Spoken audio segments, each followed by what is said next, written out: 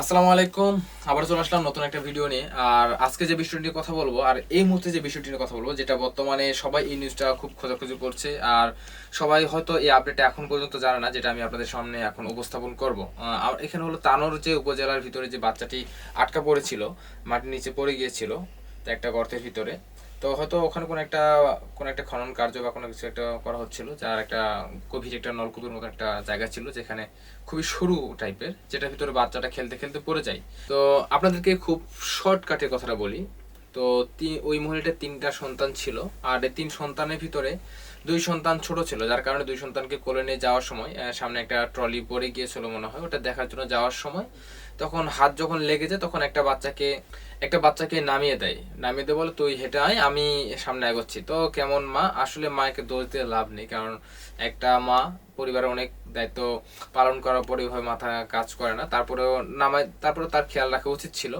তো নামায় দিয়ে যখন সে সামনের দিকে হাঁটতে লাগছে, পিছনে বাচ্চা এগোতে লাগছে, ওই টাইমে এই ধানের খড় যেগুলো আছে এগুলো দিয়ে আর কি গর্তটা ঢাকা ছিল, যার কারণে বাচ্চাটা বুঝতে না পারার কারণে ওই গর্তে পা পড়ার সাথে নিচে পড়ে যায়। আর নিচে পড়ে যাওয়ার আগে দিয়ে সে বাচ্চাটা মা মা বলে বা আম্মু বলে চিৎকার করতে লাগে। তখন মা বুঝতে পারে যে তার বাচ্চা হয়তো পিছনে কোথাও কোনো একটা দুর্ঘটনার সম্মুখীন হয়েছে। তো এই যখন বুঝতে পেরেছে সম্মুখীন হচ্ছে, তখন পিছনে তাকিয়ে দেখে তার বাচ্চা নেই। তখন খোঁজাখুঁজি করার পর দেখে যে এই যে গভীর যে নলকূপ সেটার ভিতরে পড়ে গিয়েছে। তো তখনও অনিশ্চিত ছিল যে আসলে সে নিচে পড়ে গিয়েছে কি না। তো যখন তার কান্নাকাটি এবং চিৎকারের কারণে যখন আশেপাশের লোকজন জড়ার পরে অনেক মুরব্বীরা বা অনেক মানুষের চেষ্টা করতেছে যে শুকনা মানে মাটি বা এরকম কিছু ফেলে দিয়ে চেষ্টা করছে যে ভিতরে আসলে বাচ্চাটা পড়েছে কিনা, এটা মানে নিশ্চিত হওয়ার জন্য। যখন নিশ্চিত হওয়ার জন্য এগুলো ফেললো, তখন অনেকে নিষেধ করতেছিল যে এটা ফেললে বাচ্চা কষ্ট পেতে পারে। তো যখন তারা ইনশিওর হলো যে না, বাচ্চাটা নিচে ওখানে পড়ে গিয়েছে, তখন তারা ফায়ার সার্ভিসকে খবর দিল। ফায়ার সার্ভিস আসার পরে দীর্ঘ 37 ঘন্টা পরে লাস্ট আপডেট জানা গেল যে বাচ্চাটাকে উদ্ধার করা গিয়েছে।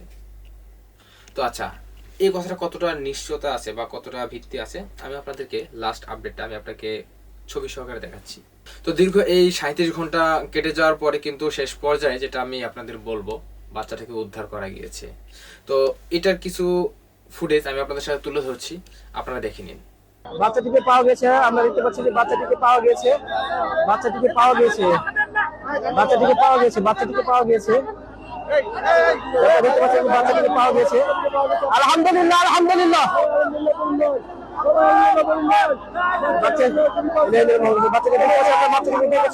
বাচ্চাটিকে পাওয়া গেছে, বাচ্চাটিকে পাওয়া গেছে, আমরা দেখতে পাচ্ছি বাচ্চাটিকে পাওয়া গেছে, বাচ্চাটিকে পাওয়া গেছে। বাচ্চাটিকে পাওয়া গেছে, আপনারা দেখতে পাচ্ছেন যে বাচ্চাটিকে পাওয়া গেছে, বাচ্চাটিকে পাওয়া গেছে। সবকিছু বাচ্চাটিকে পাওয়া গেছে, আলহামদুলিল্লাহ। বাচ্চাটিকে পাওয়া গেছে, আমরা দেখতে পাচ্ছি বাচ্চাটিকে পাওয়া গেছে, বাচ্চাটিকে ভালো। আচ্ছা, আপনারা দেখলেন লাস্ট আপডেটটা। যাই হোক, বাচ্চাটাকে উদ্ধার করা গিয়েছে। আর বাচ্চাটা দেখি এরপরে কি হয়, আমি আপনাদেরকে অবশ্যই লাস্ট আপডেট জানাবো। আর অবশ্যই আরও নতুন আপডেট জানার জন্য আপনারা অবশ্যই চ্যানেলটি সাবস্ক্রাইব করবেন এবং লাইক কমেন্ট করে পাশে থাকবেন। আর এর ভিতরে কিছু কথা বলি, এখানে যেহেতু আমি অনেক কথা বলেছি, এর ভিতরে কিছু কম বেশি বা একটু ভুল ভ্রান্তি থাকতে পারে, যদিও আমি পুরোপুরি এটা হয়তো, কারণ মানুষের গভীরভাবে ভিতরে ঢুকে তো সবকিছু জানা যায় না। তো এই রিসার্চ করে আমি যতটুকু জানতে পেরেছি, তো ততটুকু থেকে আপনাদের সামনে সংক্ষেপে আমি উপস্থাপন করার চেষ্টা করেছি। এখন বাকিটা লাস্ট আপডেট কি আসে, এটা আমরা তখন জানতে পারবো যখন আমি এটার বিষয়ে লাস্ট আপডেটটা পাবো। তো ততক্ষণ পর্যন্ত ভালো থাকবেন, সুস্থ থাকবেন, আর আমার চ্যানেলটি সাবস্ক্রাইব করে পাশে থাকবেন। আল্লাহ হাফেজ।